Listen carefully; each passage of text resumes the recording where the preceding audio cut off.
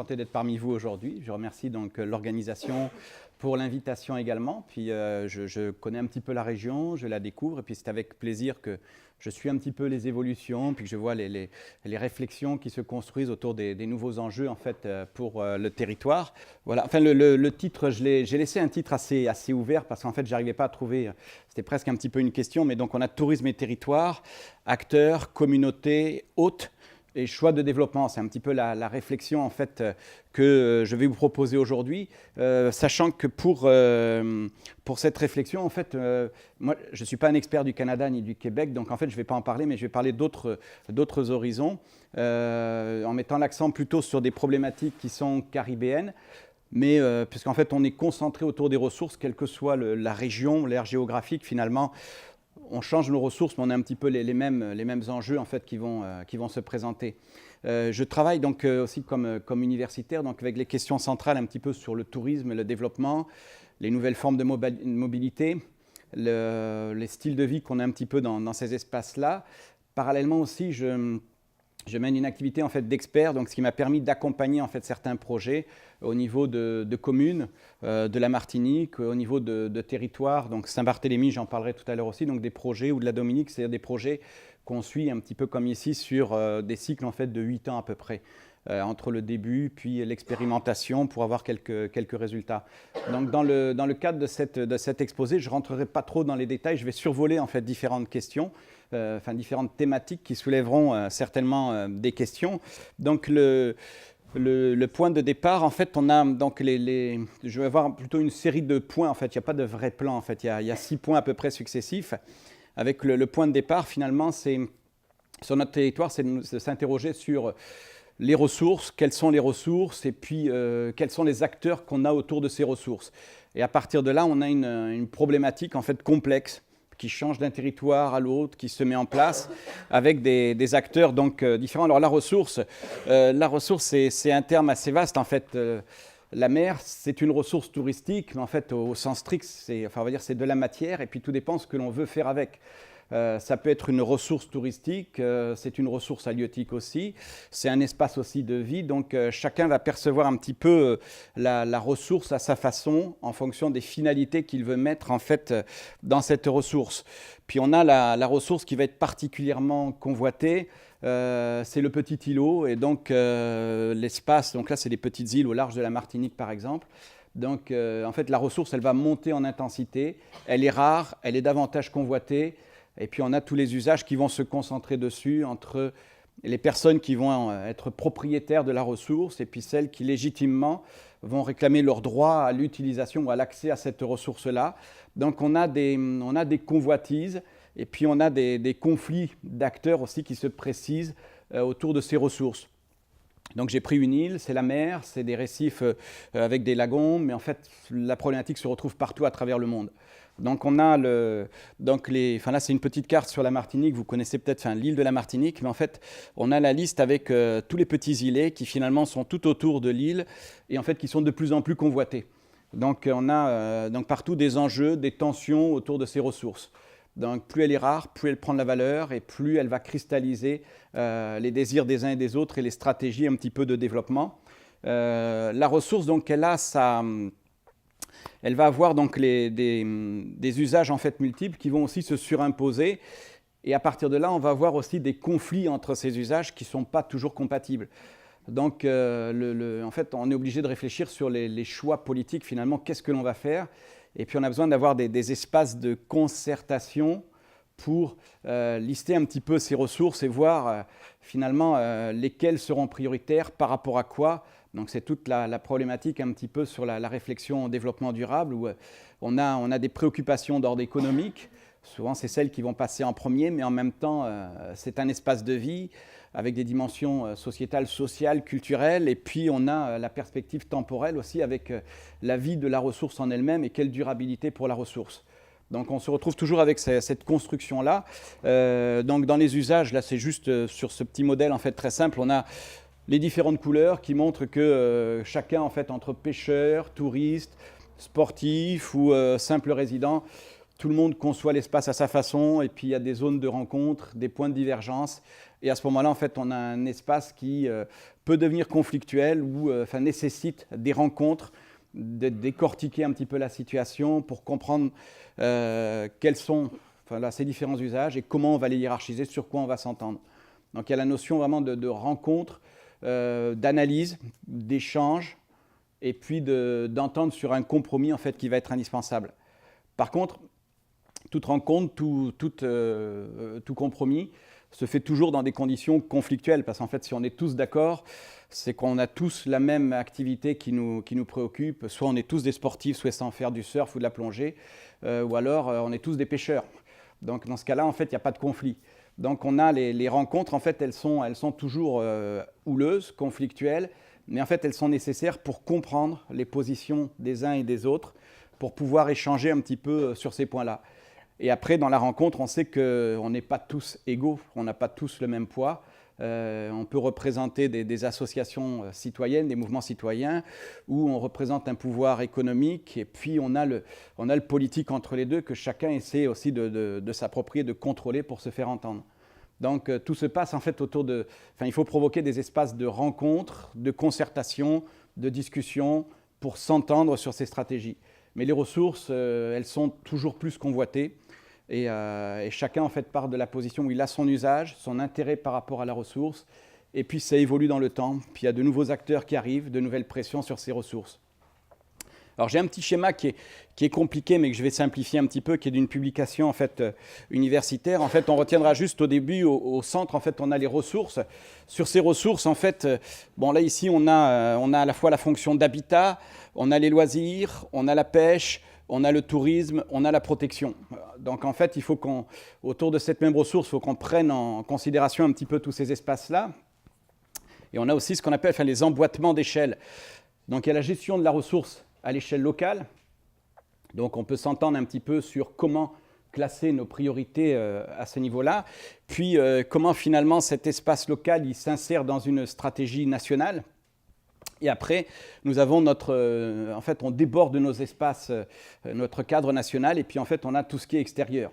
Donc, on a ici des pressions différentes. Donc, on va avoir nos acteurs institutionnels, qu'on retrouvera à différentes échelles, au moins locales, nationales.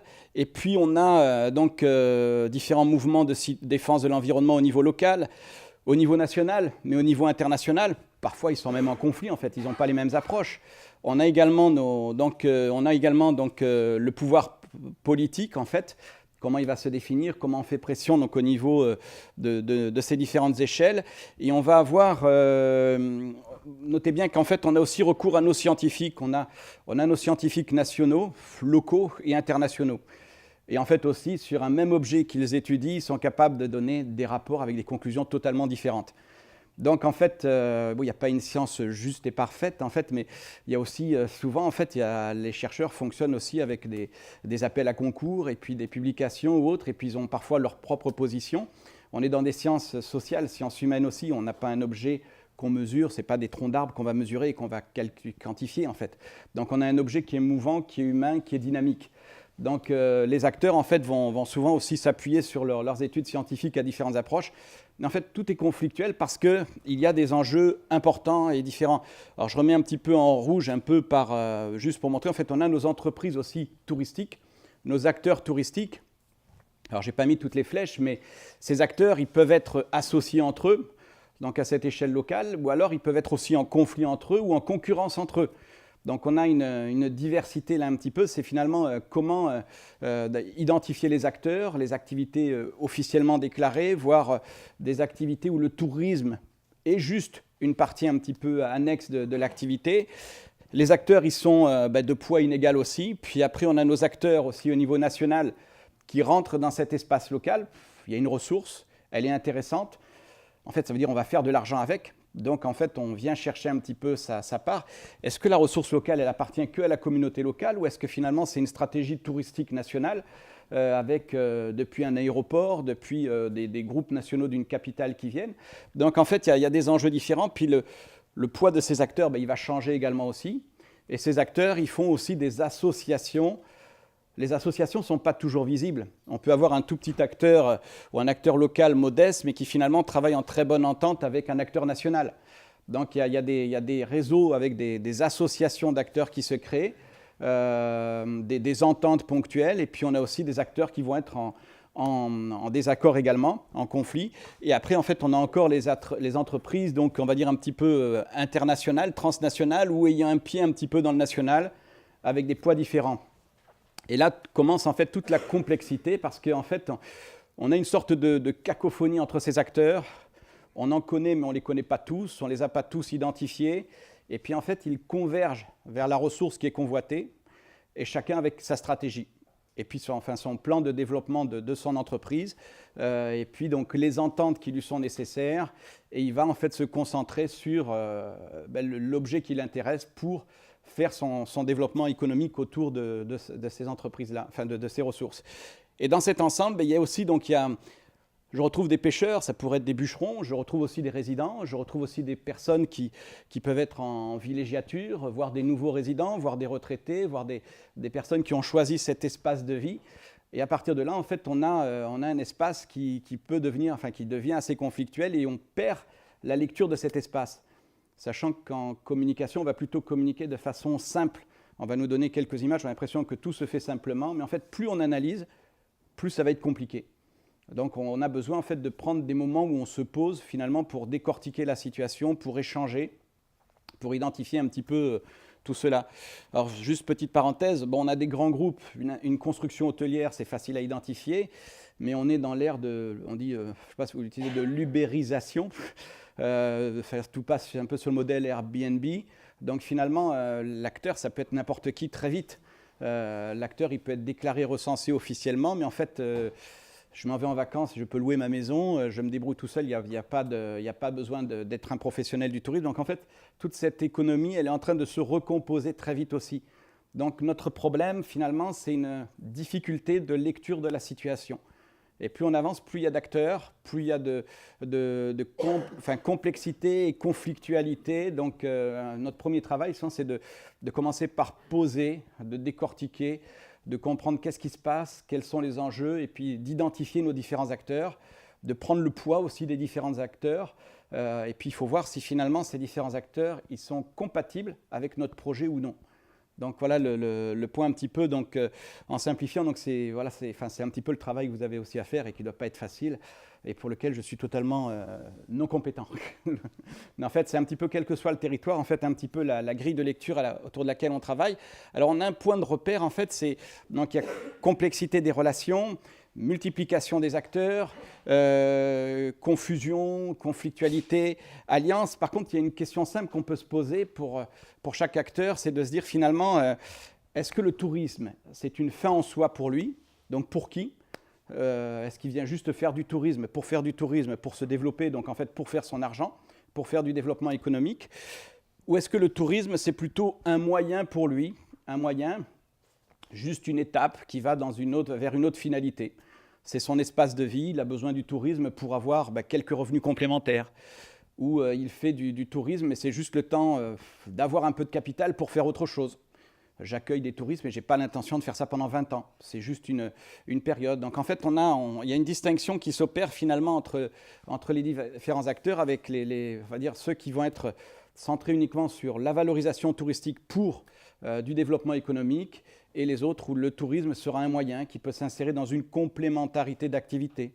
Un agriculteur ou une vente directe, plus une autre production à côté. Et donc, en fait, c'est-à-dire que ces acteurs aussi, ils n'auront pas le même poids. Économiquement, certains seront beaucoup plus puissants parce qu'ils concentrent leur énergie que sur le tourisme comme fin en soi. Et d'autres, en fait, ils s'interrogent au tourisme, ils sont peut-être moins qualifiés, moins compétents, mais ils ont un complément de revenus avec ce tourisme. Et en fait, c'est difficile, on aura du mal à travailler avec les uns sans les autres. Mais il faut en fait essayer de bien savoir qui veut quoi exactement, comment, pourquoi. Ça, c'est un petit peu nos questions pour avoir, indépendamment de leur positionnement local, national, international, c'est de savoir un petit peu quelles sont les positions des acteurs, avec qui on va pouvoir travailler et comment on va pouvoir travailler. Voilà, donc c'est cette réflexion donc, sur les acteurs. Alors, le point essentiel, finalement, après, c'est quand on parle du tourisme, la première accroche, tout de suite, ça va être du tourisme, on attend les revenus du tourisme en fait. Donc les revenus du tourisme, alors on a beaucoup de théories très faciles. Si on prend des modèles en économie, on a des suites d'équations, ça s'appelle le ruissellement, c'est naturel, ça arrive par le sommet et puis ça profite à tout le monde.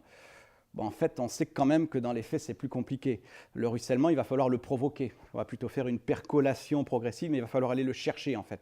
Donc, dans les faits, en fait, c'est plus difficile. Alors, c'est un discours qui est important au niveau du politique, parce qu'en fait, là, j'ai repris juste un extrait de l'Organisation mondiale du tourisme. En fait, on a les mêmes courbes un petit peu partout.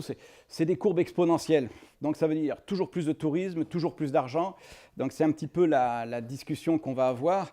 C'est le message qu'on fait passer. Donc, pour qu'un élu refuse le tourisme, ça veut dire c'est un petit peu gênant, parce que ça veut dire de l'argent, des emplois. Donc, c'est l'élu qui représente une communauté qui a différentes fonctions, différentes responsabilités. Et on lui propose une stratégie facile qui permet de gagner de l'argent et des emplois, et il faudrait qu'il dise non. Donc là, il est en porte-à-faux un petit peu par rapport à son électorat. Et si on veut décrypter la situation qui est complexe, ça demande du temps. Or, le discours, en fait, il faut qu'en 1 minute 30, il soit clair, limpide, et qu'on aille dans la bonne direction. Donc en fait, on a toujours des arguments dans ce sens-là, et on n'a pas le temps de réfléchir. Et il faut, en fait, il faut apporter des revenus, il faut apporter de l'emploi. Donc ce que l'on retiendra, c'est qu'en fait, dans les faits, c'est possible, mais il faut qu'on crée les conditions pour cela. Rien ne se fait naturellement, donc si on veut notre part, il faut aller la chercher. Et dans la part, alors il va falloir savoir finalement entre avant et après, est-ce que le gâteau il grossit réellement ou pas? Est-ce qu'on met le curseur quelque part? Est-ce que finalement on veut le développer à l'infini tant qu'on peut récupérer ses revenus? Donc souvent on fait abstraction, là on n'est que sur l'angle économique, et on fait abstraction des dimensions sociales, culturelles. On va tous se folkloriser si c'est nécessaire. On va abandonner notre patrimoine écologique s'il y a une grosse opportunité. C'est la bonne période, il faut en profiter. Donc on a un petit peu cette question-là, finalement, où est-ce qu'on met le curseur? Et en fait, qui décide où on met le curseur, finalement? Est-ce que c'est l'État? Est-ce que ce sont des pressions avec des groupes en fait, qui ont des moyens? Ou est-ce que c'est la communauté locale? Et même dans la communauté locale, les positions sont divergentes. On n'a pas le même âge, on n'a pas les mêmes besoins économiques. Moi, j'aime bien le lieu comme espace de villégiature. Je l'ai choisi pour une tranquillité. Par contre, des populations plus jeunes qui ont leurs projets, qui ont leur stratégie, elles ont quand même envie aussi d'avoir leur activité économique et d'en tirer quelque chose, de vivre et de travailler au pays, comme on dit en fait. Donc on a en fait toujours un petit peu cet aspect-là, où est-ce qu'on met le curseur, qui décide. Donc ça nécessite en fait des espaces un peu de concertation, de réflexion. Et on retiendra bien, la conjoncture, elle évolue tout le temps. Les données aujourd'hui, même ici, à Charlevoix, elles ne seront pas les mêmes dans 10 ans. Il faut tenir compte de la conjoncture internationale, éventuellement de nouvelles opportunités qui peuvent se présenter, peut-être de la perte d'autres activités, des évolutions au niveau de l'environnement global aussi. Donc en fait, on ne connaît pas bien, c'est-à-dire qu'il va falloir réajuster constamment. On ne peut pas définir une stratégie aujourd'hui et considérer qu'on a notre plan pour dans 10 ans, dans 20 ans. Donc il faut sans arrêt en fait se réadapter en fonction de l'évolution du contexte local placé dans son ensemble global, pour comprendre un petit peu ce que l'on fait. Puis on va peut-être avoir de nouvelles populations qui vont venir. Elles auront aussi d'autres désirs. Alors sont-elles légitimes ou pas? Quelle est la légitimité dans la communauté locale? Est-ce qu'on leur permet de développer leur activité ou pas? Elles s'installent, elles ont un autre poids politique dans la communauté locale. La communauté locale évolue. Donc on a un espace qui évolue sans cesse, et aujourd'hui on est dans un monde qui évolue de plus en plus vite. En fait, il faut retenir, c'est de plus en plus vite. Donc il y a un brouillage, c'est plus difficile de lire, et on a moins d'éléments de lecture, et on a beaucoup de communication qui nous empêche de réfléchir. Donc c'est nécessaire en fait de prendre du recul pour bien décortiquer notre espace. Alors le gâteau, il peut grossir, et puis en fait la question, ce gâteau grossit, là c'est quelques couleurs, enfin mis un petit peu grossièrement dessus, mais en fait on doit savoir aussi comment on se partage le gâteau. Finalement, on a de plus en plus de revenus, mais est-ce que ce plus de revenus permet d'augmenter les petites prestataires et puis de diversifier un petit peu les acteurs et la diffusion de ces revenus? Ou est-ce que ces revenus, finalement, ils vont plus profiter à un acteur majeur qui, tout doucement, en fait, va prendre le contrôle d'une zone aussi? Donc, ça, c'est une autre question. Donc, l'augmentation des revenus, oui. Jusqu'où? Comment? Et après, c'est finalement le partage des revenus. Comment? Par qui? Sachant que on n'est pas dans des entreprises philanthropiques, c'est de l'économie. Il y a des investissements, il y a des stratégies. celui qui gagne, il ne va pas naturellement donner son argent à celui qui est à côté, juste parce qu'il est à côté et qui veut sa part aussi.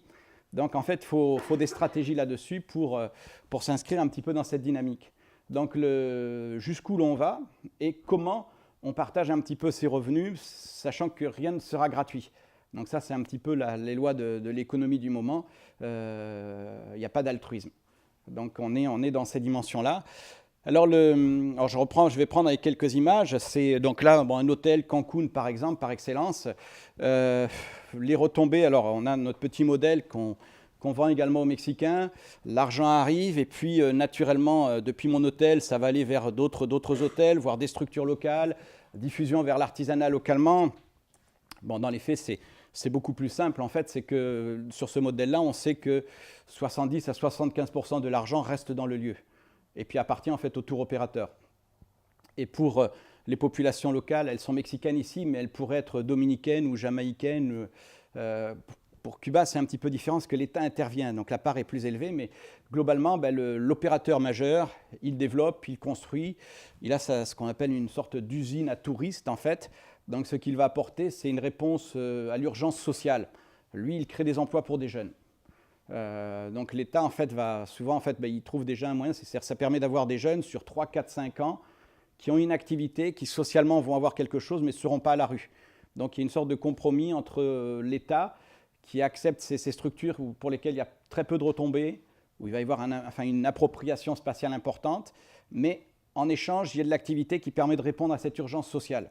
Ça évite d'avoir des émeutes, des grèves, voire... donc c'est une façon un petit peu de limiter un petit peu les difficultés. Par contre, l'opérateur central, qui est l'investisseur, voire qui a ses compagnies aériennes, qui contrôle ses clientèles, il vient prendre la grosse part du gâteau. Ça, c'est ce qu'il faut retenir. Par contre, un modèle bien construit, on sait qu'on peut inverser les proportions. Vous l'aborderez peut-être sous forme d'écotourisme ou à partir du moment où la communauté locale est plus impliquée. On a des exemples où on arrive à avoir 60-66% des revenus qui restent dans la communauté locale. Par contre, il va falloir travailler différemment au niveau du territoire d'accueil. Et en fait, ça ne passe pas par une zone en fait, où on a une concentration de ces grosses infrastructures. Donc, avec le tourisme, on a ce qu'on appelle aussi des dommages collatéraux, c'est-à-dire que quand le tout tourisme s'impose, il y a des conséquences en fait sur mon territoire aussi. Donc là, ça sera très variable aussi si on est dans un pays dit du Sud ou émergent ou dans un pays dit du Nord. Dans un pays où il y a un État, où il y a une réglementation, une législation, un État qui est corrompu ou pas corrompu. En fait, il y a beaucoup de nuances ici, mais plus on est dans un pays faible, plus ça va être violent. En fait, c'est ce qu'il faut retenir. Alors, dans les quelques dommages, en citant, finalement, on va avoir, on retiendra un aspect simple, c'est l'activité touristique, elle emmène une inflation. Il y a plus d'argent qui circule, donc naturellement, les prix augmentent. Par contre, les salaires vont suivre aussi. Donc dans ma zone, mon salaire augmente. Je peux être pauvre dans ma zone entre guillemets touristique, mais quand je quitte cette zone touristique et que je vais vers d'autres régions du pays, je me sens plus riche. Donc en fait, il y a la notion de richesse, pauvreté, elle est relative. Dans des îles qui sont sur du taux tourisme, on va avoir donc il y a une inflation. Les produits alimentaires de base vont coûter beaucoup plus cher, mais lorsqu'on va dans un autre territoire en fait peu touristique à côté, qui se consacre par exemple à l'industrie textile, on s'aperçoit que notre salaire est 2 fois plus élevé. Donc il y a une approche relative à introduire toujours, mais il y a une règle en fait, c'est que les prix augmentent. Puisqu'il y a plus de pression, plus de personnes, les prix vont augmenter. Ensuite, dans les lieux touristiques, on va avoir des processus aussi d'exclusion sociale et culturelle. Parce qu'en fait, il y a une logique touristique qui se met en place. Les touristes n'aiment pas telle et telle chose. Bon, ici, ce n'est pas le cas, mais on pourrait avoir des pêcheurs en train de faire sécher du poisson sur la plage. Ce n'est pas compatible avec du tourisme. Donc là, il faut réglementer, on va interdire, et on va avoir à partir de là des déplacements de population. Déplacement de la population à l'intérieur des terres, voire des migrations de population. Elles vont aller dans les capitales ou elles vont s'accumuler dans des quartiers délaissés, défavorisés. Donc on a des déplacements de population, puis si j'ai une inflation, les populations locales, elles ont parfois plus les moyens de venir. On peut avoir des taxes foncières qui montent et finalement par le jeu un petit peu de cette inflation, j'ai une maison historique, mais finalement moi je ne suis plus en mesure de vivre dans la maison dont j'ai eu l'héritage en fait. Donc on a en fait tous ces processus-là, donc inflation, déplacement des populations. Alors les cas extrêmes, on va avoir après finalement une fermeture de la zone.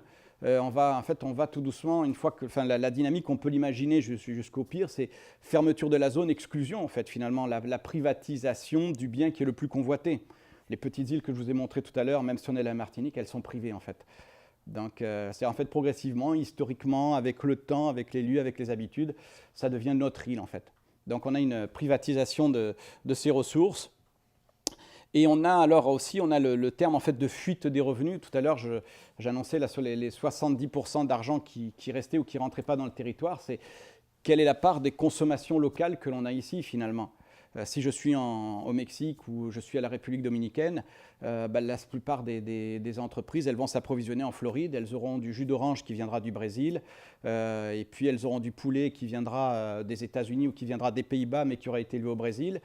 Et mon producteur local, même s'il va voir, il pense qu'il pourrait placer sa ressource, il ne peut pas en fait. Parce qu'on est sur une autre logique. Le petit pêcheur qui est juste à côté, il ne peut pas vendre son poisson à l'hôtel pour une raison très simple, c'est que l'hôtel veut la même quantité de poissons régulièrement, voire des poissons de même taille régulièrement. L'hôtel a son menu au fur et à mesure. Et le petit pêcheur, il est soumis aux aléas. Puis un jour, la mer est plus agitée, il ne peut pas aller pêcher.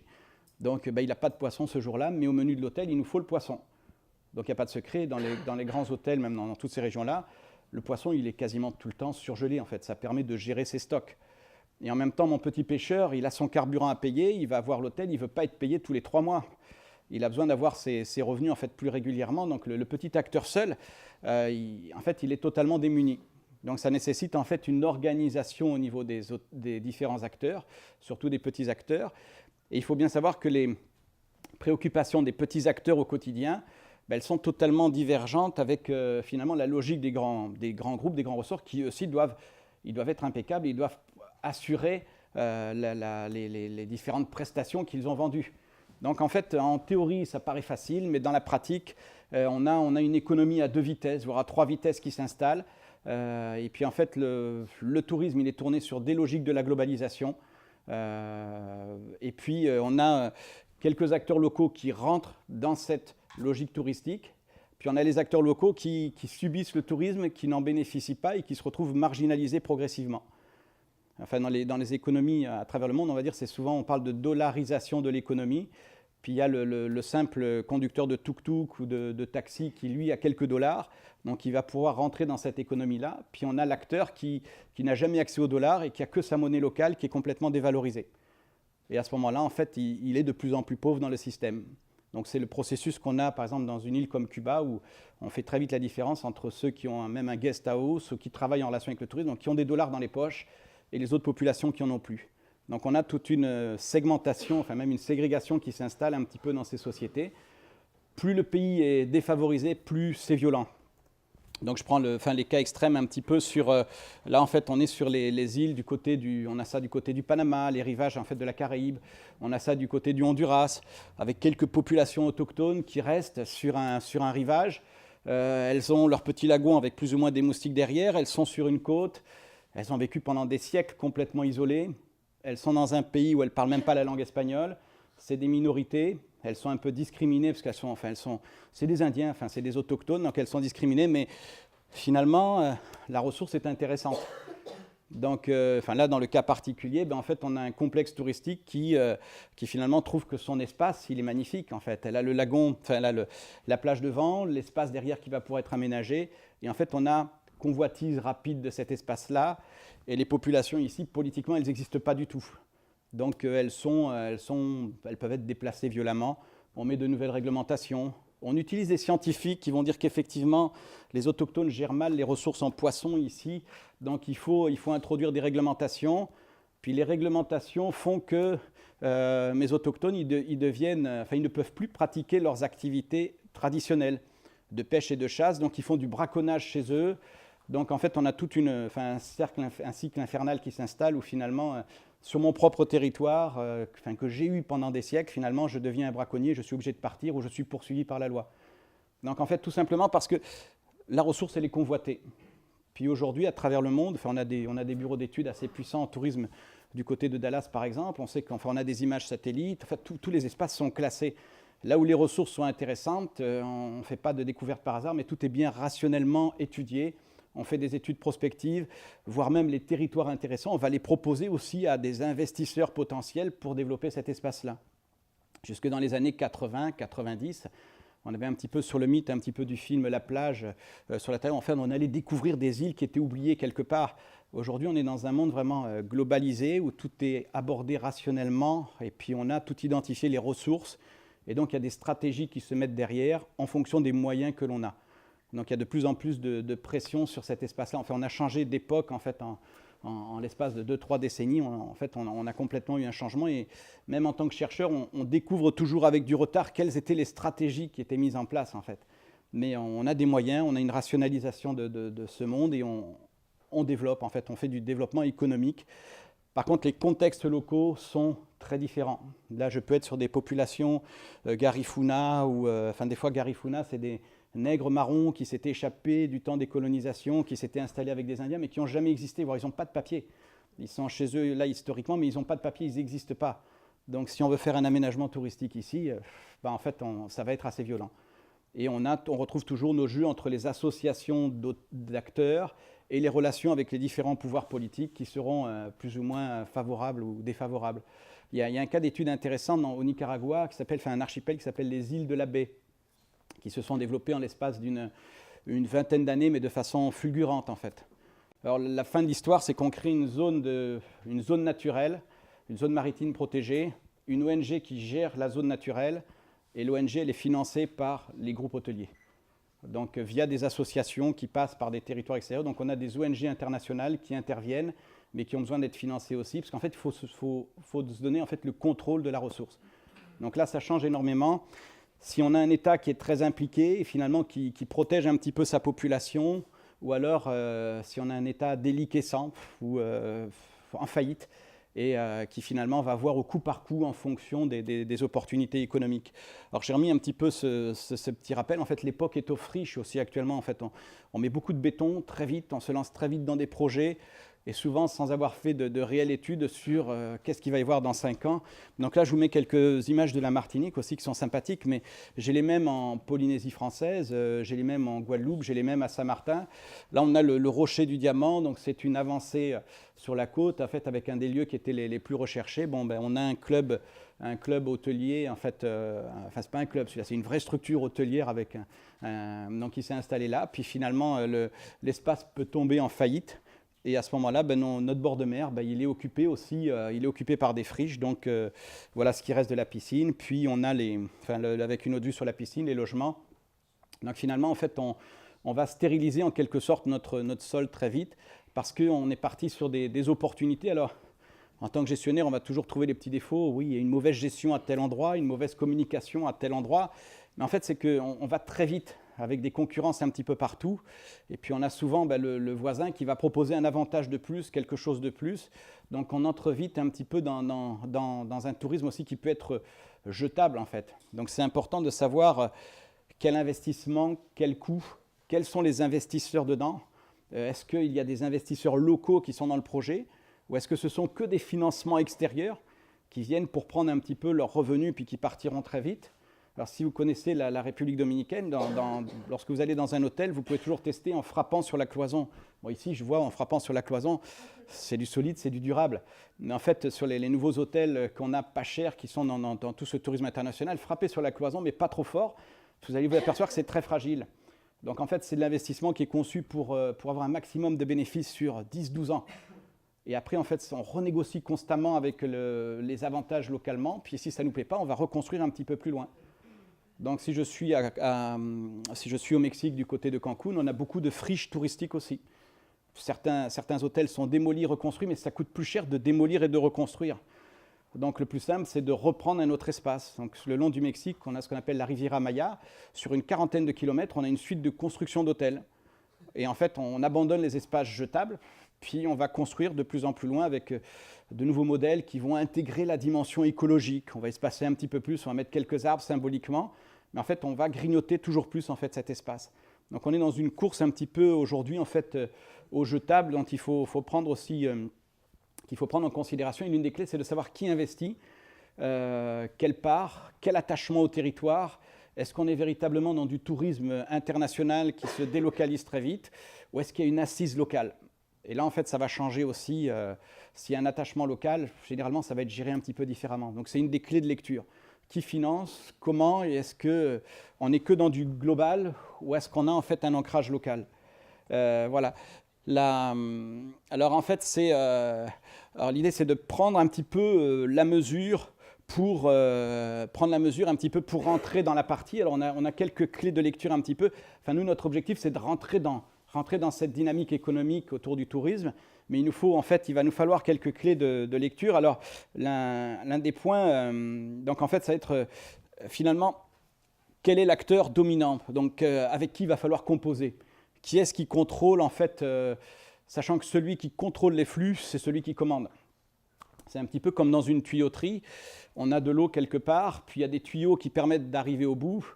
Donc, ce n'est pas celui qui est au bout du robinet qui va intervenir pour demander sa part. Mais en fait, il y a celui qui a été chercher l'eau, qui a ses tuyauteries, et l'eau arrive en fait pour irriguer notre territoire. Donc, en fait, celui qui commande, donc là, en fait, j'ai pris volontairement, on est à l'opposé un petit peu, je suppose, en fait. Chez mon bateau de croisière, je suis sur un grand groupe international, il gère sa communication, il va chercher ses clients, il les promène à travers le monde. Il ne faut pas lui demander de donner beaucoup d'argent localement. Et en fait, les touristes, les croisiéristes sont ses clients, donc en fait, sont sa propriété, sont ses consommateurs.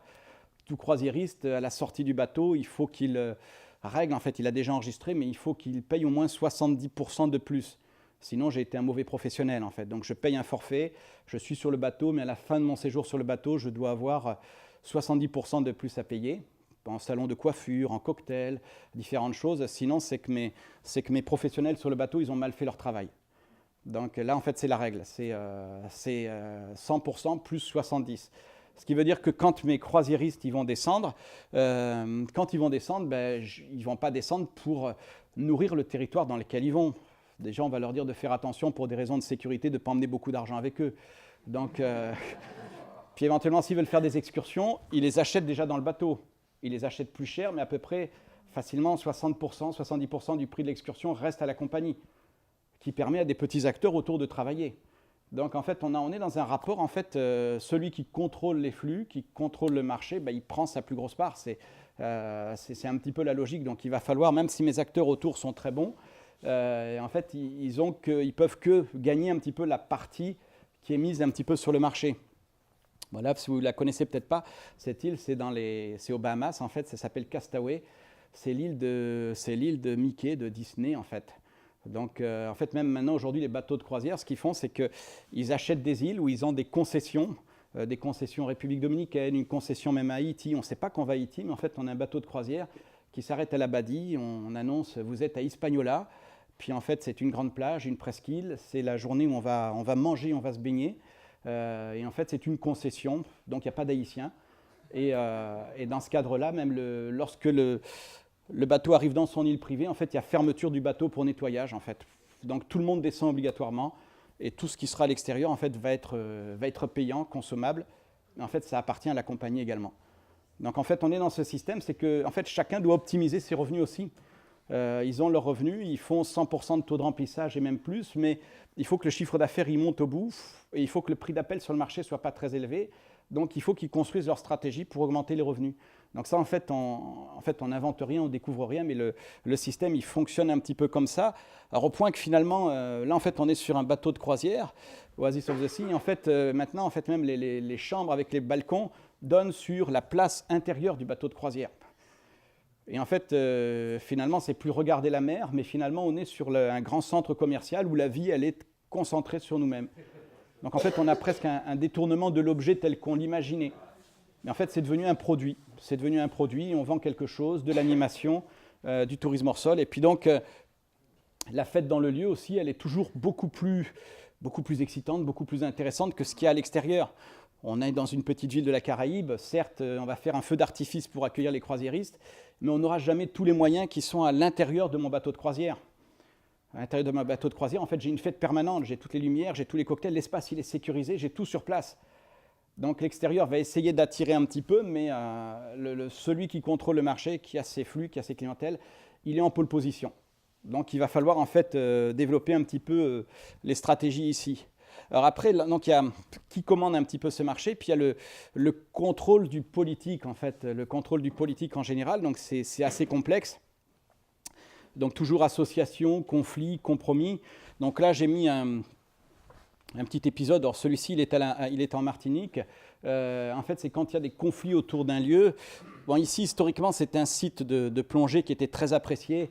Lorsque en fait, c'était un club qui s'est installé ici. Dans les années 70, la population locale a beaucoup protesté. C'était un lieu en fait, où ils avaient l'habitude en fait, de faire de la plongée, de faire du camping. Bon, aujourd'hui, les jeunes en fait, ont même oublié cet aspect-là. En fait. Puis le club, en fait, tout doucement, il va privatiser. Donc là, le pont, il est privé. Là, on rentre sur un restaurant de bord de mer. Donc même si on est sur un espace public, en fait, on a introduit toutes des barrières physiques ou psychologiques dont l'objectif, en fait, est de retrancher, de garder un petit peu son espace. Et donc, en fait, c'est très difficile aussi. On rentre des fois dans des oppositions frontales. Alors, c'est le cas un petit peu pour cette commune. Elle est en Martinique-Sainte-Anne. C'est un élu qui était officiellement indépendantiste et écologiste. Donc vous voyez le drapeau noir et vert en plus, avec un peu de noir, enfin rouge et vert avec un peu de noir. Et lui, en fait, il avait été élu avec un objectif, c'était un professeur de sciences naturelles. Et donc le club, il est ici. Et en fait, il a été élu parce qu'il y avait beaucoup de projets touristiques sur les dernières plages non urbanisées de la Martinique. Donc il y avait un mouvement social important qui était vraiment porté par la commune. C'était lutter absolument contre la bétonisation de nos espaces littoraux.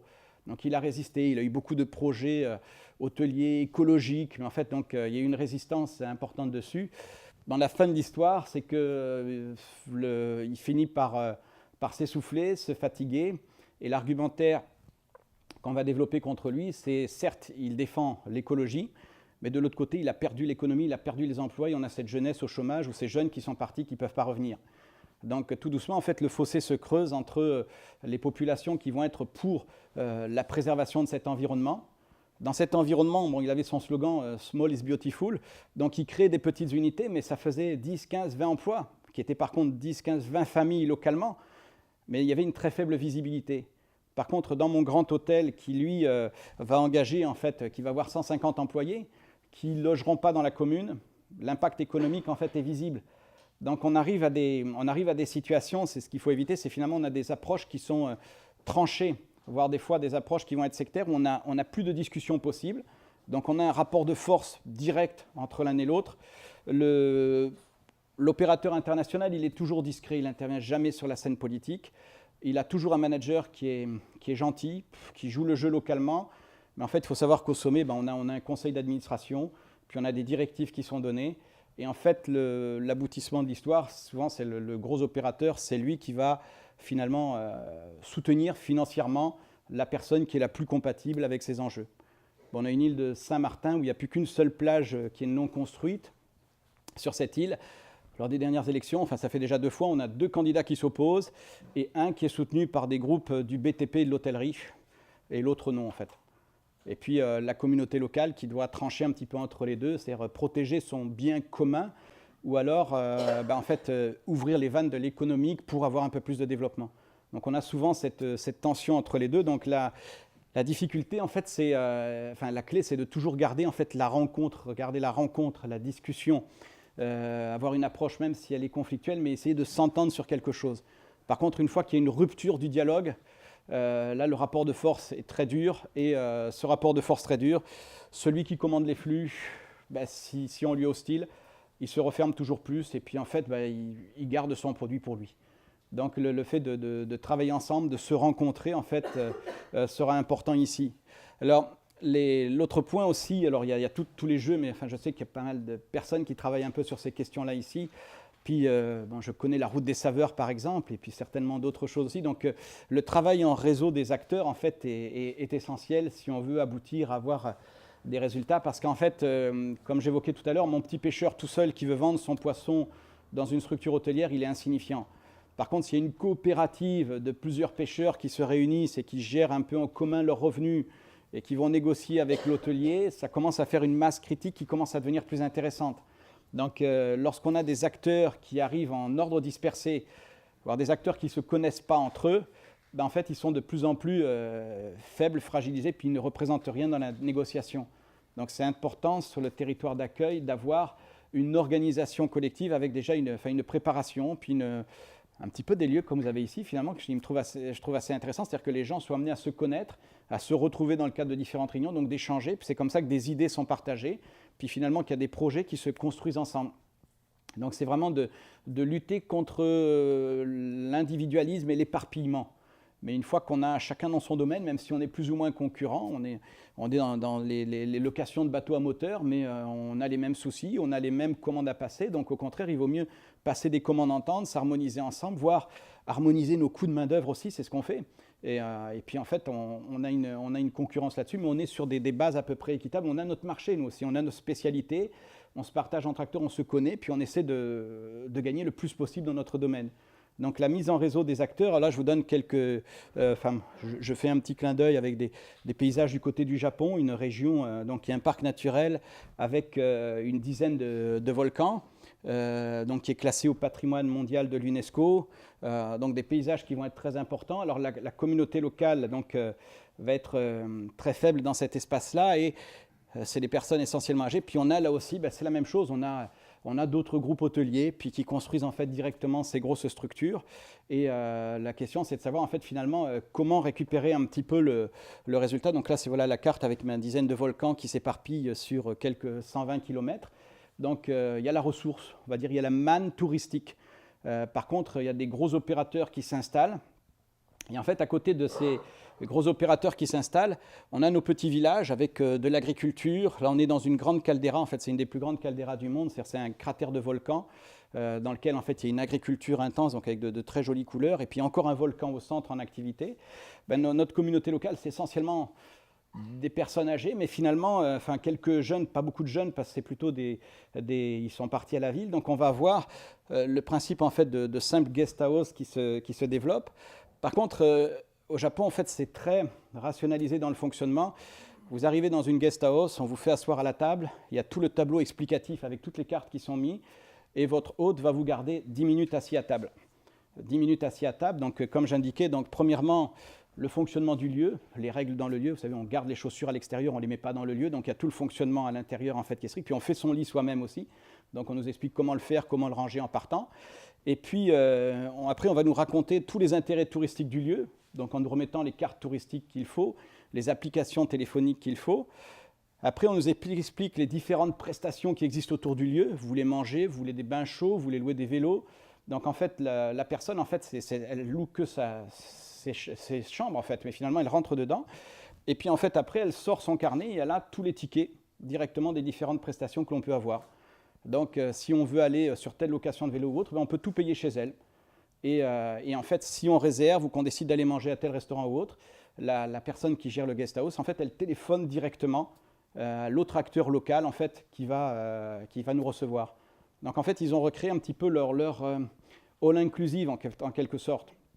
Chaque petit acteur, on centralise par le lieu d'hébergement, et finalement, en fait, il peut tout proposer sur place.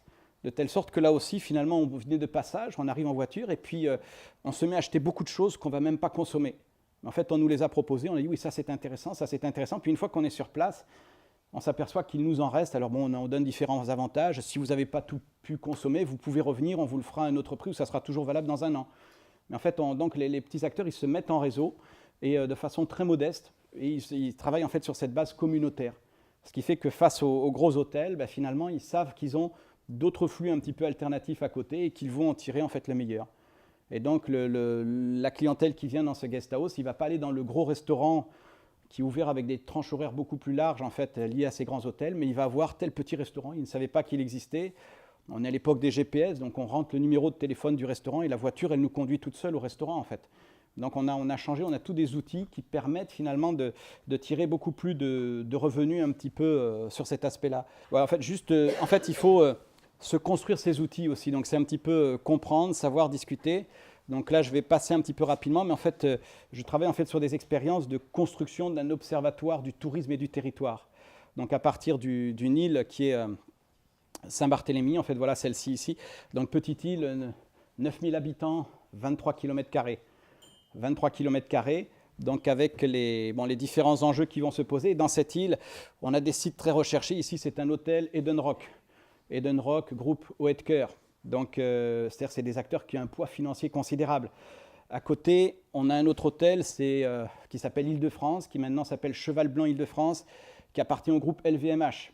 Et LVMH, il considère que son hôtel, c'est un espace d'exposition de ses objets de luxe. Donc en fait, pour la communauté locale, quand on parle de Saint-Barthélemy, on dit Saint-Barth, c'est une île de milliardaires. Sur une île de milliardaires, il y a des gens qui sont pauvres aussi, puis il y a une communauté locale en fait qui essaie de voir un petit peu comment se développer là-dessus. Alors l'idée a été de développer en fait un observatoire du tourisme et du territoire qui permet en fait de concentrer toutes les données, d'identifier tous les acteurs. On a fait l'identification des locations et des gîtes non déclarés. On est arrivé sur le territoire à plus de 5000 et 2500 chambres. Donc c'est en fait de tout quantifier sur notre territoire, de tout connaître pour pouvoir le réglementer. Donc en fait connaître le territoire, c'est important. Utilisation d'un site web très simple que chaque acteur peut consulter aussi, où on identifie toutes les ressources. On identifie toutes les ressources. Donc que ce soit des hébergements. Et en fait, par contre, ce n'est pas une boîte à statistiques. En fait. Notre objectif, c'est de... Donc là, l'expérience, on l'a conduit depuis déjà 4 ans, 5 ans. On commence à avoir des résultats. Ce qu'on appelle une plateforme de travail collaboratif.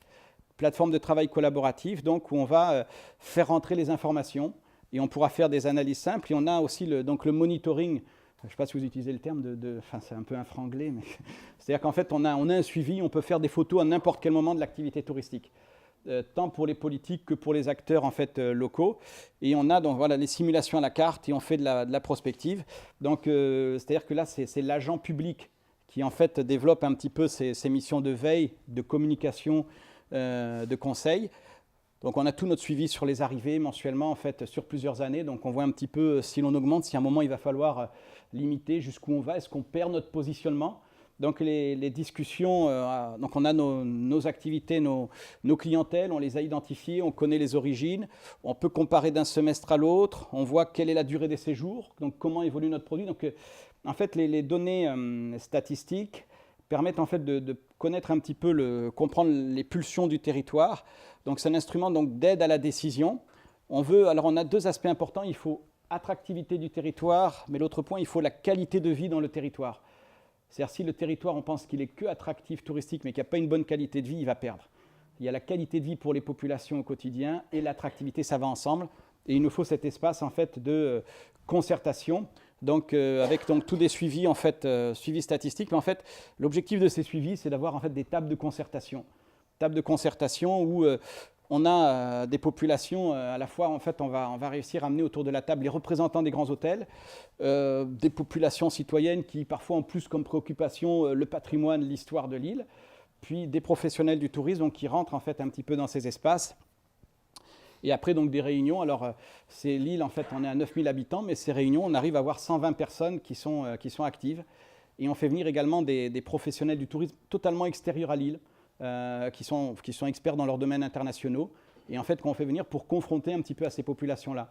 Donc la clé, c'est vraiment la concertation, l'échange, mais il nous faut des éléments, parce qu'en fait, il ne faut pas que ce soit que des discours d'opinion, il faut qu'on puisse comparer un petit peu quelque chose. Voilà, donc, donc en fait, d'où la nécessité de choisir, se positionner, donc quel projet territorial pour les communautés hôtes. L'idée, c'est de rebondir un petit peu. Donc, en fait, la question centrale, c'est finalement, donc, je reprends mon territoire local, j'ai des investissements plus ou moins importants, mon territoire, il est plus ou moins sécurisé, plus ou moins bien attractif. Et en fait, il y a la question, c'est finalement quelle politique de développement on a dans ce territoire et de savoir quelle place on va donner au tourisme dans cette stratégie de développement. Ça, c'est les questions. Et après, on sait qu'il y a des enjeux, des impacts économiques, sociaux, écologiques. Et à partir de là, en fait, on agit sur nos ressources qui deviennent des ressources touristiques fonctionnelles. Puis, ces ressources touristiques fonctionnelles, on va se positionner. Donc, il y a la dimension marketing, communication, on finalise des produits. On a également aussi l'accessibilité et transport à voir et on va vers nos clientèles. Souvent, dans nos développements touristiques, la relation qui prime, c'est directement ma ressource, j'en fais un produit, je vais sur mon marché. Et en fait, j'oublie de revenir un petit peu sur mes préoccupations. Quels sont les enjeux et les impacts, finalement? C'est un petit peu le chapeau qu'on met toujours à la fin. Or, un bon développement, ça nécessite en fait de réfléchir en amont et de faire un petit peu différents scénarios pour voir comment jusqu'où on met le curseur, comment on va faire, quels sont les acteurs, et après je peux rentrer un petit peu sur ma mise en tourisme. Donc on est plutôt dans la fabrication, on fabrique des gâteaux parce qu'on sait qu'on va les vendre facilement, mais on ne réfléchit pas du tout en amont sur comment on va gérer tout cela. Donc c'est un petit peu l'urgence économique, les marchés, et après en fait le retour un petit peu sur les territoires. Donc souvent le raisonnement se fait à l'envers et déséquilibré. Et puis voilà, je terminerai juste avec cette diapositive. Donc en fait c'est juste en quelques pistes de réflexion, c'est de cerner les limites du discours. Il y a le discours, on a des opinions, les discours plus ou moins séduisants ou plus ou moins hostiles. Mais en fait concrètement il faut distinguer les belles intentions puis les faits. Il faut des éléments mesurables, en fait, c'est important. Et on est dans une négociation permanente, donc en toute intelligence. Ce n'est pas de la négociation obstruction. Il faut être en mesure de s'ouvrir, de s'adapter, de proposer quelque chose. Et il faut toujours être en capacité de négociation. Si on n'a rien à proposer, mais qu'on n'est qu'une opposition frontale, finalement, là, en fait, on perd totalement la situation. Donc, construire toutes les réussites dans le tourisme, en fait, comme dans d'autres domaines économiques aussi, c'est construire le bon compromis, s'entendre sur le bon compromis, être force de proposition. Et puis, je terminerai juste avec ces 2 points. En fait, c'est garder le contrôle de son territoire. Contrôle de son territoire, c'est aussi le lieu de vie. Et donc, aussi le contrôle politique du territoire, c'est-à-dire la gouvernance de ce territoire. Donc, c'est vraiment les 2 points essentiels. Merci bien, merci à vous. Merci.